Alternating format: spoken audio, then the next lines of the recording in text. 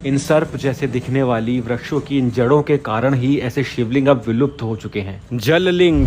अपने 50 वर्ष के जीवन काल में प्रथम बार मैं महादेव के इस स्वरूप के दर्शन कर रहा हूँ। इतना दुर्लभ, अद्भुत एवं प्राचीनतम स्वरूप है ये महादेव का। ऐसे शिवलिंग प्राचीन काल में तो अधिक हुआ करते थे, परंतु अब ये दुर्लभ हो गए हैं।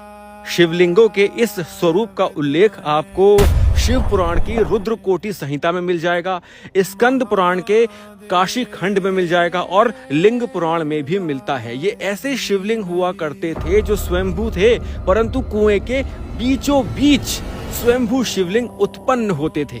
पंचभूत मिश्रित स्वयंभू शिवलिंग थे ये दर्शाता है कि यहाँ कभी एक कुआं रहा होगा। अब तो इस स्थान का स्वरूप बदल चुका है, परंतु जो स्वरूप था वो ऐसा रहा होगा। कुएं के बिल्कुल बीचों बीच एक शिवलिंग, वो भी स्वयंभू। और माना जाता था कि शिवलिंग एक ऐसे तत्व से बना होता था जिसके आसपास जल होना अनिवार्य था, और वो जल आपके शरीर के लिए अति लाभकारी हुआ करता था। परंतु अब इस स्थान का स्वरूप परिवर्तित हो चुका है, और संभवतः मैं पूर्ण विश्वास के साथ ये बोल सकता हूँ कि यहाँ आसपास किसी को ऐसे कुपेश्वर महादेव शिवलिंगों के बारे में ज्ञात भी नहीं होगा। इसी कारण यहाँ कोई भीड़ भाड़ नहीं है। ये शिवलिंग काशीपुर के मोटेश्वर महादेव के पास स्थित है, और ये उन प्राचीनतम जल लिंगों के स्वरूपों का प्रतिबिंब है। अब तो यहाँ पे वो जल लिंग है नहीं। जल लिंगों के साथ समस्या ये थी कि उनके लिए जल अनिवार्य था, और यदि कुएं में किसी कारण जल सूख जाता था तो वो लिंग भी धरा में समा जाया करते थे,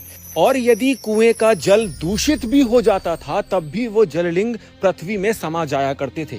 अब यहाँ पर कुएं के आसपास बड़े बड़े घने वृक्ष उग जाते थे उस समय, और उन वृक्षों से जो पत्ते थे और जो पक्षी उन पर बैठते थे वो उस जल को दूषित कर दिया करते थे, और वो कुएं को पूरा ढक लिया करते थे, जिस कारण वहां का जल दूषित हो जाता था और जललिंग वहां से धरा में समा जाया करते थे। संभवतः ऐसा ही कुछ इस स्थान पर भी हुआ होगा, किंतु इस बात को भी झुटलाया नहीं जा सकता कि ये महादेव के उन अद्भुत शिवलिंगों में से एक थे जिनके दर्शन अब अति दुर्लभ हैं। किसी किसी गांव में मैंने सुना है कि उत्तराखंड, हिमाचल में किसी किसी गांव में आज भी ऐसे जललिंग उपस्थित हैं।